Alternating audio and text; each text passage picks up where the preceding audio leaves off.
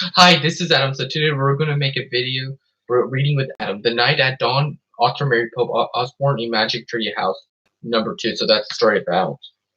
And here it is. And here's the back. Climb the ladder to adventure by reading Magic Tree House books. So peacocks for dinner in boy skirts. That's what Jack and Annie find when the Magic Tree House is. Adventure in the Great Hall of the Castle feast is underway, but Jack and Annie aren't exactly welcome guests. Alright, there we go. And here it is. Reading with Adam. So yeah. So actually I was reading for you, so let's start. Splash. Jack Dog paddled through the cold black water. He heard Annie swimming too. At first it seemed as if she was swimming in front of him, but then he heard a splash behind him. Annie, he called. What? Her voice came from in front. Not behind another splash. Behind, Jack's heart almost stopped. Crocodiles, he couldn't see anything through his water. Straight glasses, Annie, he whispered, and there you go. Sure. Let me show it to you. Alright, actually, I read it for you. Alright. Magic Tree House #2, The Night at Dawn by Mary Poba Osborne. That's the author, illustrated by Sal Murdoch. And I'm going to show this to you too. There you go. And then I'm going to read for you. The Night at Dawn. Contents for a national pope. No part of this. Okay. Contents. #1, The Dark Woods. Leaving again. #2. #3, Across the Bridge. #4, Into the Castle. #5, Trap. #6, Tata. #7, A Secret Passage. #8, The Night. #9, Under the Moon. #10, One Mystery Solved. 1, 10, 17, 24, 30, 36, 42, 50, 56, 62. Like, those aren't the pages, and that's in the contents. That's where the pages will start. And there it is. There you go. Now let's read The Night at Dawn. I'm so excited. #1, The Dark Woods. Jack couldn't sleep. He put his glasses on. He looked at the clock, 5:30, too early to get up. Yesterday, so many strange things had happened. Now he was trying to figure them out. He turned on the light. He picked up his notebook. He looked at the list he'd made before going to bed. And that's Jack because he got out from the bed and he put his glasses on at 5:30.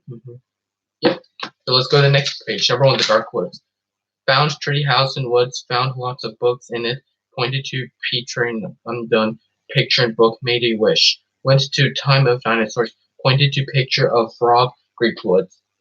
Made a wish. Came home to Frog Creek. Jack pushed his glasses into place. Who was going to believe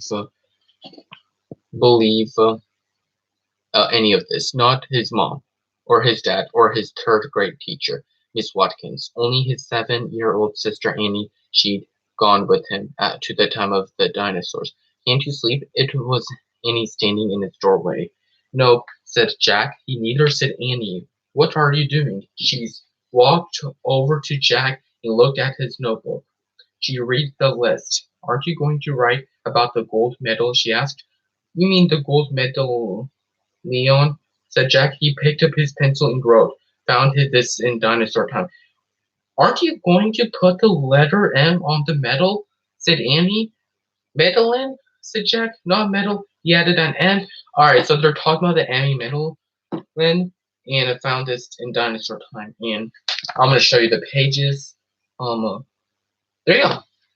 Yep. I can say about the stories if I want to, but I'm just gonna read it for you and just show it to you. That's all I'm gonna do. Yeah. Okay. Aren't you going to write about the magic person? Said Annie. We don't know for sure if there is a magic person said Jack. Well, someone built a treehouse in the woods. Someone put the books in it. Someone lost a gold medal in dinosaur time. Medal, Leon, said Jack for the third time. And I'm just writing the facts. The stuff we know for sure. Let's go back to the treehouse right now, said Annie, and find out if the magic person is a fact. Are you nuts? Said Jack. The sun's not even up yet. Come on, said Annie. Maybe we can catch them sleeping. I don't think we should, said Jack. He was worried what if the magic person was. What if he or she didn't want kids to know about the treehouse? Well, I'm going to, said Annie. Jack looked at his window at the dark gray sky. It was almost dawn. He signed, okay, let's get dressed. I'll meet you at the back door. Be quiet. Yay, whispered Annie. She tiptoed away, as quietly as a mouse. Jack put on jeans, a warm sweatshirt, and sneakers. He tossed his notebook and pencil in his backpack. He crept downstairs. Amy was waiting by the back door. She shined a flashlight in Jack's face. Ta-da, a magic wink, she said. Shh, don't wake up, Mommy and Dad, whispered Jack, and turn that flashlight off. We don't want anyone to see us. Alright, um, Annie nodded and turned it off. Then she clipped it onto her belt. They slipped out the door into the cool early morning air. Crickets were chirping. The dog next door barked. Quiet, Henry, whispered Annie. Henry stopped barking. Animals always seemed to do what Annie said. Let's run, said Jack. They dashed across the dark, wet lawn and didn't stop until they reached the woods. We need the flashlight now, said Jack. Annie took it off her belt and switched it on step by step. She and Jack walked between the trees. Jack held his breath. The dark woods were scary. Gotcha, said Annie, shining the flashlight in Jack's face. Jack jumped back, then he frowned and cut it out. He said, I scared you, said Annie. Jack glared at her. Stop pretending, he whispered. This is serious. Okay, okay. Annie shined her flashlight over the tops of the trees. Now what are you doing? Said Jack. Looking for the treehouse. The light stopped moving. There it was. The mysterious treehouse, at the top of the tallest tree in the woods. Annie shined her light at the treehouse, and then down the tall ladder, all the way to the ground. I'm going up, she said. She gripped the flashlight and began to climb. Wait, Jack called. What if someone was in the treehouse? Annie came off back. But she was gone. The light disappeared. Jack was alone in the dark. Okay, so the light disappeared and boom, here's a picture. There you go. It was even I already read it in the picture, don't we? Number 2, leaving again. No one's here, Annie shouted down. Jack thought about going home. Then he thought about all the books in the treehouse. He started up the ladder. When he was nearly to the treehouse, he saw a light in the distant sky. Dawn was starting to break. He crawled through a hole in the floor and took off his backpack. It was dark inside the treehouse. Annie was shining her flashlight on the books scattered about. They're still there. Here, she said. She stopped the light on a dinosaur book. It was the book that had taken them to the time of the dinosaurs. Remember the Tyrannosaurus? Asked Amy. Jack shuddered. Of course. He remembered how could anyone forget seeing a real-life Tyrannosaurus Rex. The light fell on a book about Pennsylvania. A red silk bookmark stuck out of it. Remember the picture of a frog Greek? Said Annie. Of course, said Jack.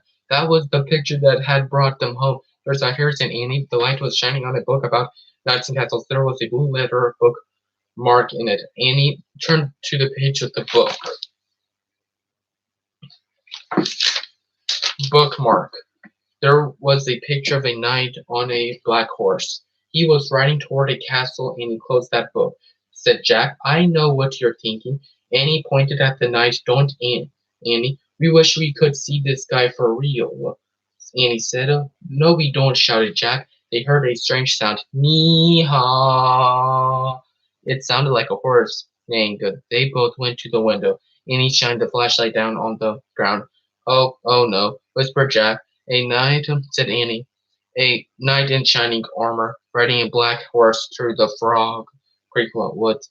Then the wind began to moan. The leaves began to tremble. It was happening again. We're leaving, cried Annie. Get down. The wind moaned louder. The leaves shook harder, and the tree house started to spin. It spun faster and faster. Jack squeezed his eyes shut. Then everything was still, absolutely still.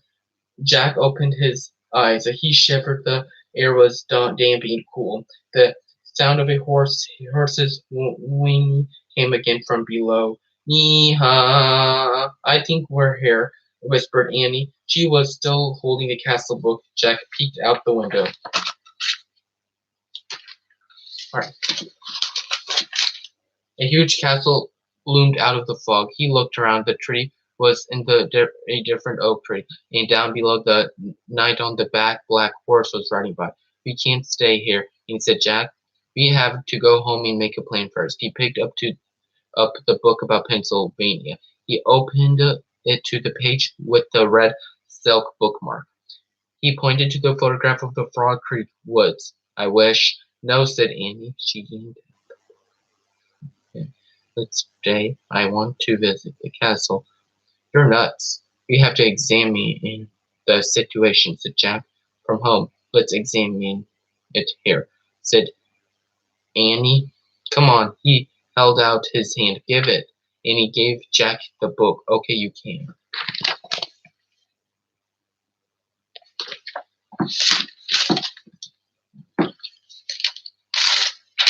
"You can go home. I'm staying," she said. She clipped the flashlight to her belt. "Wait," said Jack. "I'm going to take a peek." "A teeny peek," she said, and she scooted down the ladder. Jack groaned. "Oh, okay." She had won. He couldn't leave without her. Besides, he sort of wanted to take a peek himself. He put down the book about Pennsylvania. He dropped the castle book into his pack. He stepped onto the ladder and headed down into the cool, misty air. Chapter 3. Across the bridge. Annie was under the tree looking across the foggy ground. "The knight's riding toward that bridge, I think," said Annie. "The bridge goes to the castle." "Wait, I'll look it up," said Jack. "Give me the flashlight." He took the flashlight from her and pulled the castle book out of his backpack. He opened it to the page with the leather bookmark.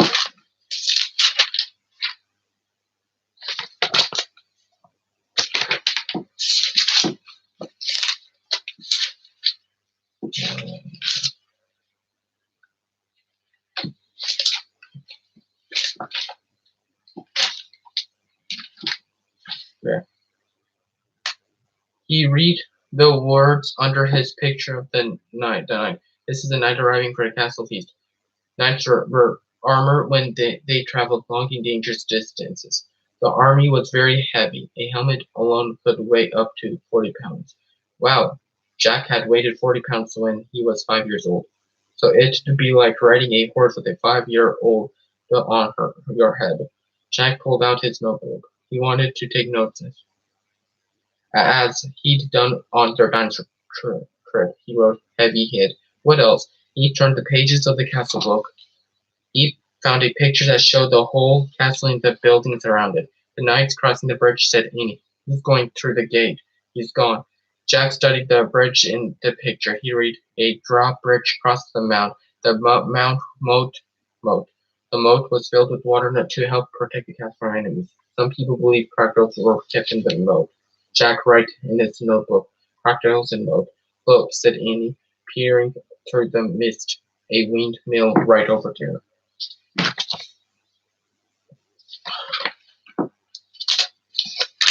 And I'm going to show you the other pages. "Yeah, there's a windmill in here too," said Jack, pointing at the picture. "Look at the real one," Jack said. "Annie, not the one in the book." A piercing shriek filled the air. "Yeah," said Annie. "It sounded like it came from that little house over there." She pointed through the fog. "There's a little house here," said Jack, studying the picture. He turned the page and read, "The Hawk House was in the inner ward of the castle. Hawks were carrying small animals." Jack wrote in his notebook, "Hawks and Hawk House." Oh, then from close chapter.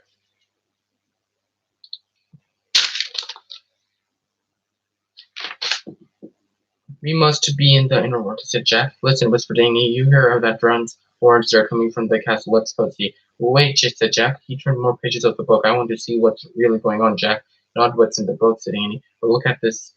"Look at this," said Jack. He pointed to a picture of a big party. Men were standing by the doors, playing drums and horns. He read, "Fanfares were played to announce different dishes in a feast. Feasts were held in the great hall. You can look at the book. I'm going to the real feast," said Annie. "Wait," said Jack. Studying the picture, it showed boys his age carrying trays of food. Whole pigs, pies, peacocks with all their feathers. Peacocks, Jack heard they eat peacocks. He held up the book to show Annie. Look, I think they eat. Where was she? Gone again? Jack looked through the fog. He heard the real drums and the real horns. He saw the real hawk horse, the real windmill, the real road. He saw Annie dashing across the real drawbridge.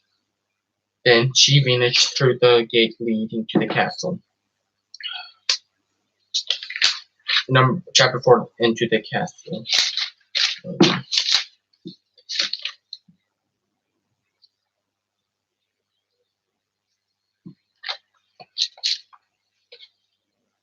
Okay. I'm going to kill her, murmured Jack. He threw his stuff into his pack and moved toward the drawbridge. He hoped no one would see him. It was getting darker. It must be night. When he got to the bridge, he started across the wooden planks creaked under his feet. He peered over the edge of the bridge. Were there any crocodiles in the moat? He couldn't tell. Halt! Someone shouted. A guard on top of the castle was looking down. Jack dashed across the bridge. He ran through the castle gate and into the courtyard. From inside the castle came up to the sounds of music, shouting, laughter. Jack hurried to a dark corner and crouched down. He shivered as he looked around for Annie. Torches lit the high wall around the courtyard. The courtyard was nearly empty. Two boys led horses that clopped over the gray cobblestones. Yee-nee-ha! Jack turned. It was the knight's black horse. Psst. He peered into the darkness. There was Annie. She was hiding behind a well in the center of the courtyard. She waved at him. Jack waved back. He waited till the boys and horses disappointed inside the stable. Then he dashed through the well. I'm going to find the music, whispered Annie. Are you coming? Okay, Jack said with a sigh. They tiptoed together across the cobblestones. Then they slipped into the entrance of the castle. Noisy music came from the bright room in front of them. They stood on the one side of the doorway and peeked in. The feast in the great hall, whispered Jack. He held his breath as he started in awe. A giant fireplace blazed at one end of the noisy room. Antlers and rugs hung on the stone walls. Flowers covered the floor. Boys in short dresses carried huge trays of food. Dogs were fighting over the bones under the tables. People in bright cloths and funny hats strolled among the crowd. Some played funny, shaped guitars. Some tossed balls in the air. Some balanced swords on their hands. Men and women dressed in capes and furs sat along crowded wooden tables. I wonder which one is the knight, said Jack. I don't know, whispered Annie, but they're eating with their fingers. Suddenly someone shouted behind them. Jack whirled around. A man carrying a tray of pies was standing a few feet away. Where art thou? She asked angrily. Jack squeaked. Jack. Annie squeaked Annie. Then they ran as fast as they could down a dimly lit hallway. Okay. Five trap. Chapter 5 trap. Okay. Come on, cried Annie. Jack raced behind her. Were they being followed? They were quick. Annie dashed toward a door off the hallway. She pushed the door open. The two of them stumbled into a dark, cold room. The door creaked shut behind them. Give me the flashlight, said Annie. Jack handed it to her, and she switched it on. Next, a row of knights right in front of them. Annie flicked off the light. Silence. There aren't moving. Jack whispered. Annie turned the light. They're just suits, Jack said. Without heads, said Annie. Let me have the flashlight a second, said Jack, so I can look in the book. Annie handed him the flashlight. He pulled out the castle book. He flipped through the pages until he found what he was looking for. Jack put the book away. It's called the Armory, he said. It's where armor and weapons are stored. He shined the flashlight around the room. Oh man, whispered Jack. The light fell on the shiny breastplates like plates, arm plates on shelves filled with helmets and weapons on shields, spears, swords, crossbows, clubs, battle axes. There was a noise in the hall. Voices. Let's hide, said Annie. Wait, said Jack. I got to check on something first. All right, said Annie. It'll take just a second, said Jack. Hold this. He handed Annie the flashlight. He tried to lift a helmet from a shelf. It was too heavy. He bent over and dragged the helmet over his head. The visor slammed shut. Oh, forget it. It was worse than having a 5-year-old on your head. More like having a 10-year-old on your head. Not only could Jack not lift his head, he couldn't see anything. Either Jack and his voice sounded far away. The voices were getting closer.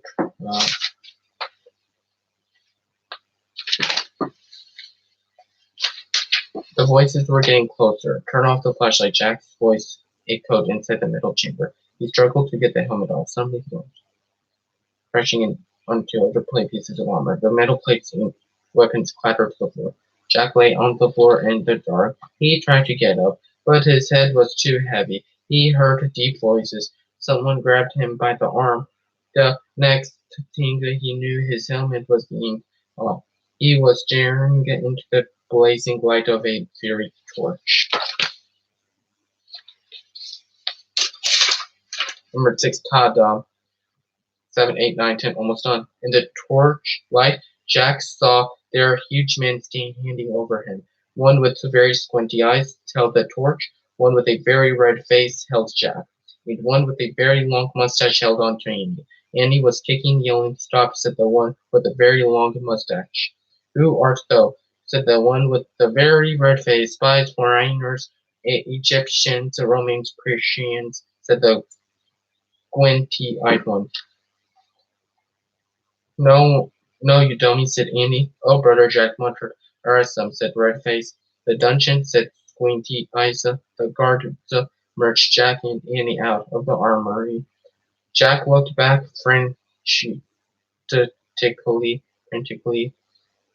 Where was his backpack? "Go," said a guard, giving him a push. Jack went down. They marched down the long, dark hallway. Squinty, Annie, Mustache, Jack, and Fred. Down a narrow, winding staircase. Winding. Jack heard Annie shouting at the guards. "Dummies, meanies. We didn't do anything." The guards laughed. They didn't take her seriously at all. At the bottom of the stairs was a big iron door with a bar across it.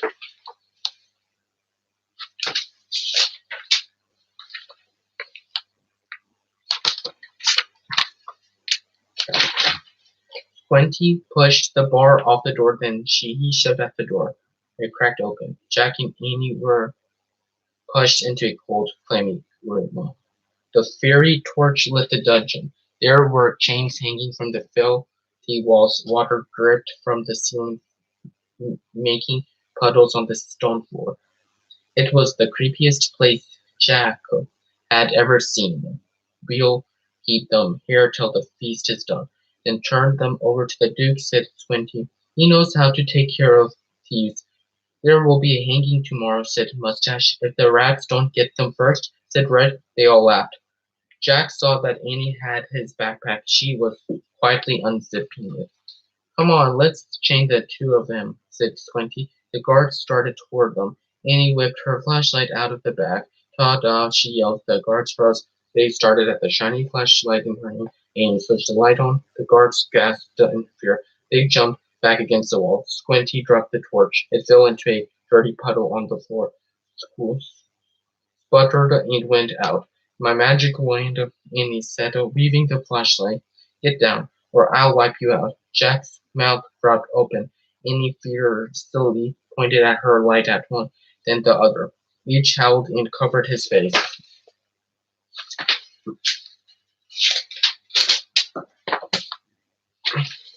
"Down, all of you, get down," shouted Annie. One by one, the guards lay down on the wet floor. Jack couldn't believe it. "Come on," Annie said to him. "Let's go." Jack looked at the open doorway. He looked at the guards quacking on the ground. "Hurry," said Annie. In one quick leap, Jack followed her out of the terrible dungeon. Uh, there we go.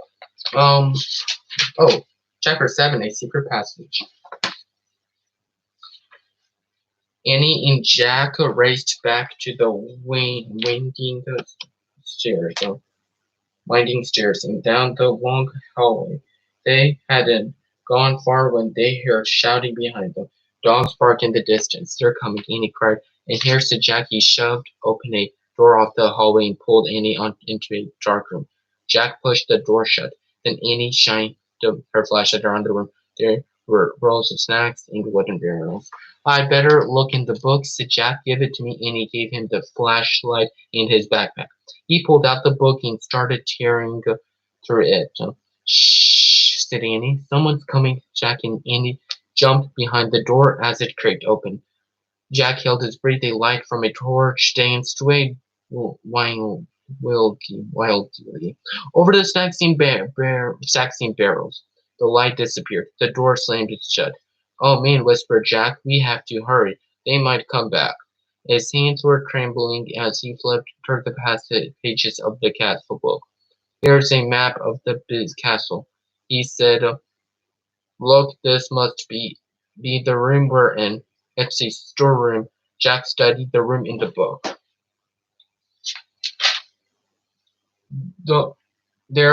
These are snacks of flour and barrels of wine. Who cares? We have to go, said Annie. Before they come back? No, look, said Jack. He pointed at the map. Here's a trapdoor. He read aloud.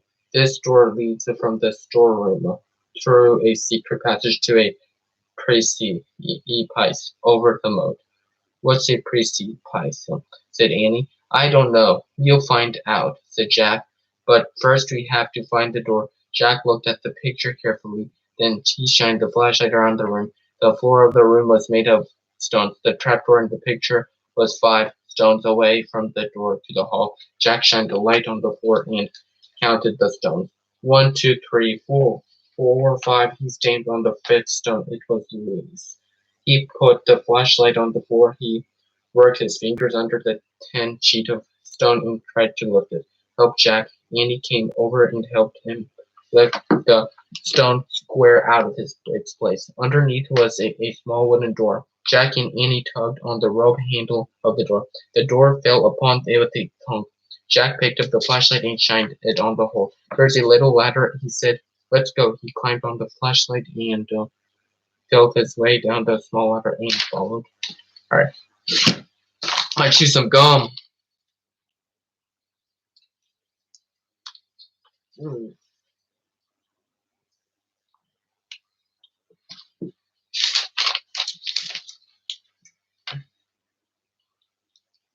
Almost done. We're almost done. Okay.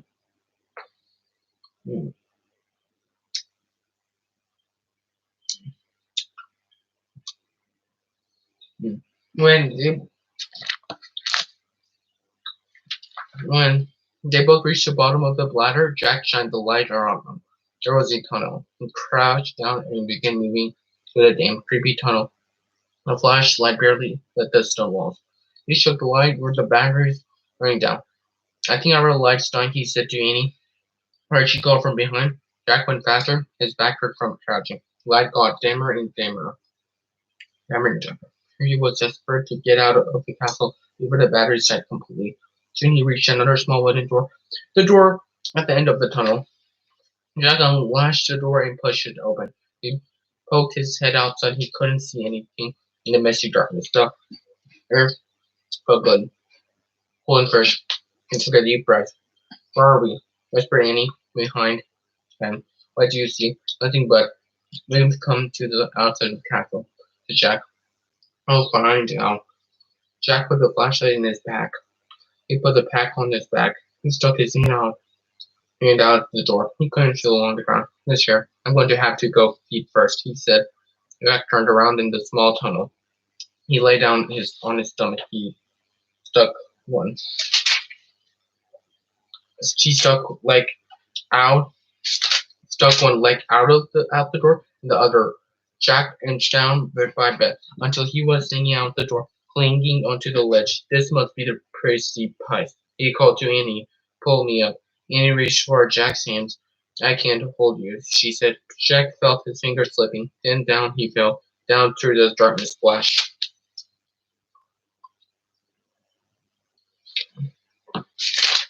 Chapter 8, The Nine. Almost done. Hang tight. Chapter 8, The Nine. Water filled the nose and covered his head. His glasses fell off. He grabbed them just in time. He coughed and flailed his arms. Jack Annie was calling from above. I'm in the mouth, said Jack, asking for air. He tried to tread water and put his glasses back on.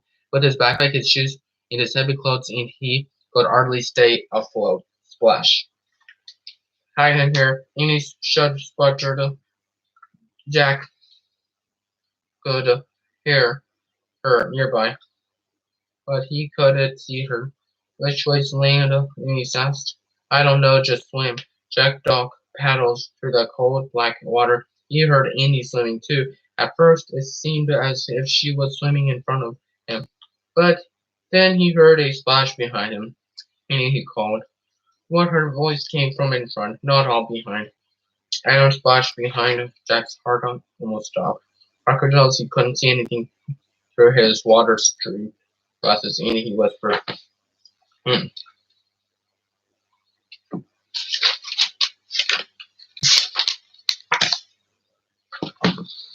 What? Swim faster, but I'm here. I'm over here near the edge, she whispered. Jack swam through the dark toward her voice.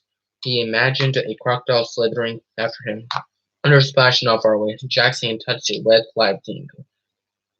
Ah, he cried. It's me. Take my hand, said Annie. Jack grabbed her hand. She pulled him to the edge of the moat. They crawled over an embankment onto the wet grass. Safe another splash came from the moat waters. Oh man, Jack said. He was shrieking all over. His teeth were chattering. He shook the water off his glasses and put them back on. It was so misty he couldn't see the castle. He couldn't even see the moat, much less a crocodile. We made it, said Annie. Her teeth were chattering too. I know, said Jack, but where are we? He peered at the foggy darkness. Where was the garbage? The windmill, the hog house, the grove of trees, the tree house, everything had been swallowed up by those thick, soupy darkness. Jack reached into his with backpack and pulled out the flashlight. He pushed no more light. They were trapped not in a dungeon, but in the still cold darkness.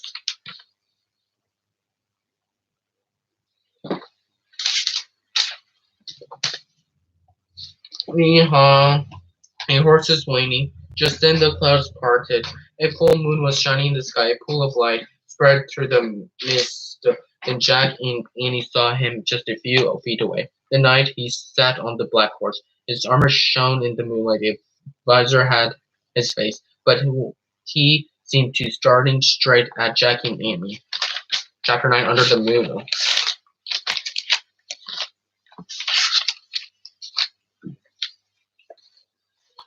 Almost done. Jack froze. It's him, Annie whispered. The knight held out his gloved hand.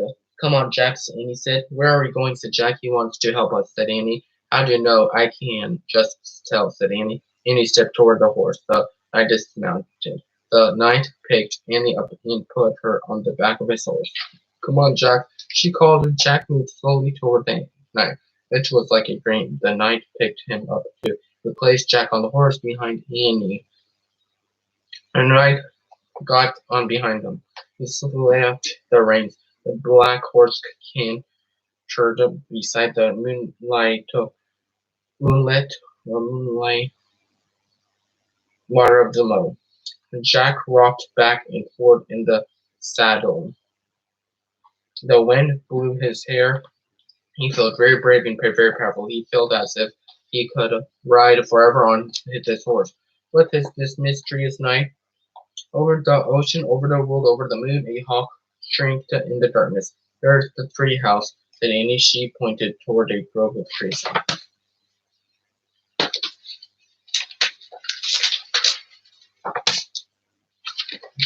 The knight steered the horse toward the trees. See, there it is, Annie said, pointing to the ladder. The ladder brought his horse to a stop. He dismounted and helped Annie down. "Thank you, sir," she said, and she bowed. Then Jack, "Thank you," she said, and he bowed also. The knight got back on his horse. He raised his gloved hand. Then he slapped the reins and rode off through the mist. Annie started up the tall ladder, and Jack followed. Then they climbed up into the dark tree house and looked out the window. A knight was riding toward the outer wall. They saw him go through the outer gate. Clouds started to cover the moon again. For a brief moment, Jack thought he saw the knight's armor gleaming on top of the hill beyond the castle. The clouds covered the moon completely, and a black mist swallowed the land. "He's gone," whispered Annie. Jack shivered in his wet clothes as he kept staring at the blackness. "I'm cold," said Annie. "Where's the Pennsylvania book?" Jack heard Annie fumble in the darkness. He kept looking out of the window. "I think this is it," said Annie. "I feel a steel bookmark." Jack was only half listening. He was hoping to see the knight's armor gleam again in the distance. "Okay, I'm going to use this," said Annie, "because I think it's the right one. Here goes." "Okay, I'm pointing. I'm going to wish. I wish we could go to the Frog Creek." Jack heard the wind begin to blow softly at first. "I hope I pointed to the right picture and the right book," said Annie. What Jack looked back at her. Her right picture, right book. The tree house began to rock. The wind got louder and louder. "I hope it wasn't the dancer book," said Annie. "Stop!" Jack shouted at the treehouse. Too late. The treehouse started to spin. It was spinning and spinning. The wind was screaming. Then suddenly there was silence. Absolutely silent. Chapter 10. One mystery solved. Last one. Last story.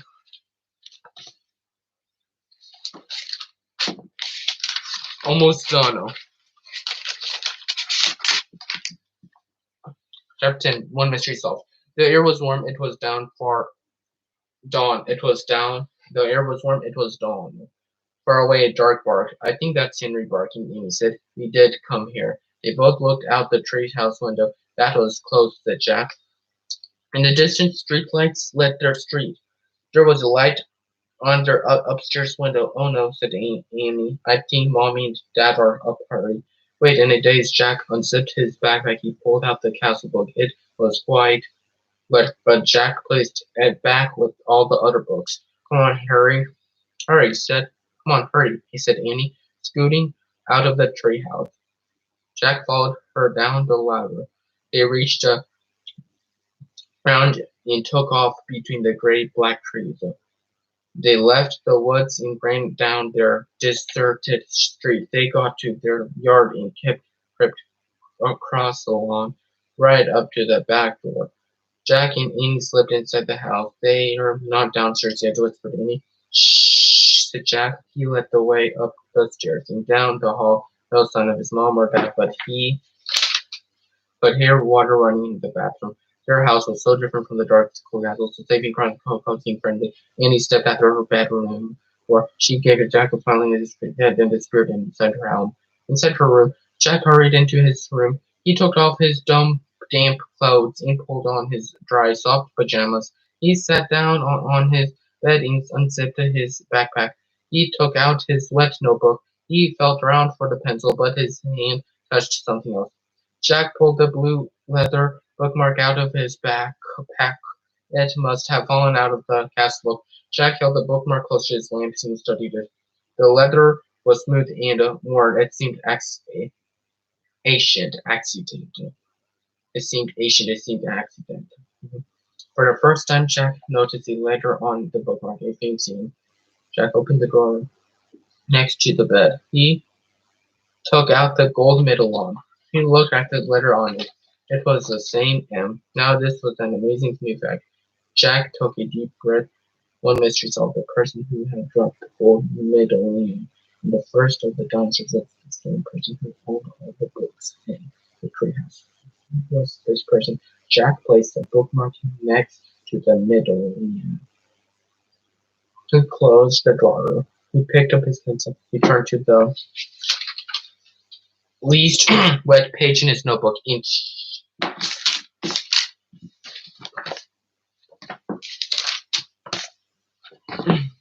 He turned to the least wet page in his notebook, and he started to write down this new fact the same. But before he could draw the M, his eyes closed. He dreamt they were with the knight again. All three of them riding the black horse straight out the cool, dark night beyond the outer walls of the castle, and up over a moonlight hell into the mist. About the author, Mary. We're done. Let me read that. About the author, Mary Pope of Osborne is an experienced time traveler. As a kid, she and her brothers used to pretend the picnic table was a ship that could take them anywhere. She writes books that carry her and her readers' fancies through time and around the world. I would rather have a magic tree house, she says, but I can't find one big enough for everyone I want to take with me. She and her husband will live in New York City and spend their weekends in Pennsylvania. About author. The end. That's it. So you can find this book everywhere, internet everywhere. That was a good book. It's talking about the magic tree house, the night at dawn. It was a little bit horror, but actually they solved the mystery because they got out of the castle. Yeah. They were saving the castle and they had a good time. That's it. That's about the story. So I hope you guys enjoyed. Please don't forget to like and subscribe to this channel and have a good evening. Bye guys.